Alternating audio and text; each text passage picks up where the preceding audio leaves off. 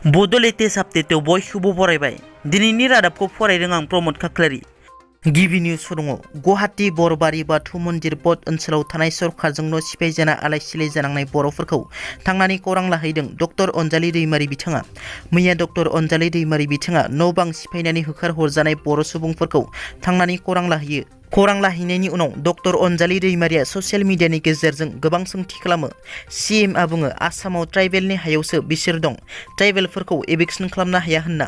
अब्ला बोरैथो गुवाहाटी बरबारिनि हाखौ गुवाहाटी वाटार बडिज एक्ट 2008 नि मुं होफ्लाना हरखाब एभिक्सन खालामनो हाखो होनना डक्टर अनजालि दैमारिया BWJF नि जाना सरकारनि बे सुबुं बेरेखा खामानिखौ निन्दा खालामो। ओजों एखे केटेगरियाव थानाय हिम्मत सिंह, बद्रुद्दिन आजमल, जयन्त मुल्ला बरुवा, टाटा जिन्जार हटेल बायदिफ्रा बोरै थालांखो?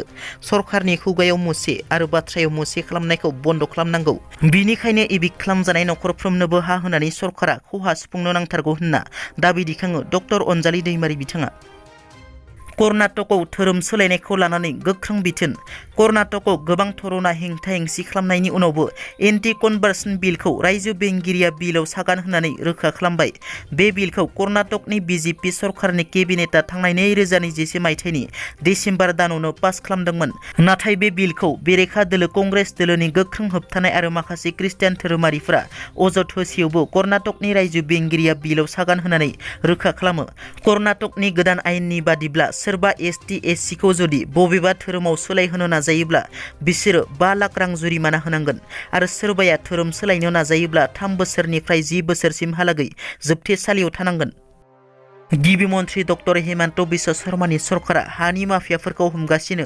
बेबादि समावनो क'क्राझाराव सरकारि हाखौ दखल खालामनो नाजादों सासे फालांगियारिया। खेबथाम पुलिस थानायाव एफआइआर थिसनदोंमोनब्लाबो पुलिसआ खोमा होआखै। क'क्राझार सहरनि पाथरघाटआव थानाय दैफुंखा बिफाननि 5 बिगा 12 लिसा हाखौ आर्मिफोरा नागारलांनायनि उनाव क'क्राझारनि चन्दनपाल मुंनि सासे फालांगियारिया दखल खालामना लानो नागिरदों। थांनाय बावैसो सान सिगां दैफुंखा बिफाना बाउन्डारि होनो गायसननाय खुन्थियाखौ हा माफिया चन्दनपाल खुन्थियाखौ हास'ना गारहरो होनना दैफुंखा बिफाननि मावफारियाफोरा रोखा बुंथियो।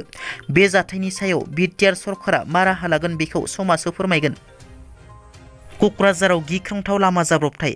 पाटगाव लाब्राफुथि साखाथिनि 31C नं राजा लामायाव ट्राक गारि आरो इ-रिक्सनि गिख्रंथाव लामा जाब्रबथाय। बे जाब्रबथायाव इ-रिक्सआ बेलथायो। इ-रिक्सआव फैबाय थानाय 3 बर' आइजोफोरा गोब्राब जखम जायो। जखम जानाय आइजोफोरखौ देहा फाहामसालियाव लांनाय जायो। एबसुनि उनाव बर'नि गोदान फरायसा आफाद बनसुआबो गुवाहाटीनि बरबारियाव सरकारजों न' सिफायजाना आलाय सिलाय जानांनाय बर'फोरखौ थांनानै खौरां लाहैदों। दिनै बनसुनि आफादगिरि बनजित मन्जिल बसुमतारीजों लोगोसे बनसुनि माखासे दैदेनगिरिफोरा थांनानै खौरां लाहैयो।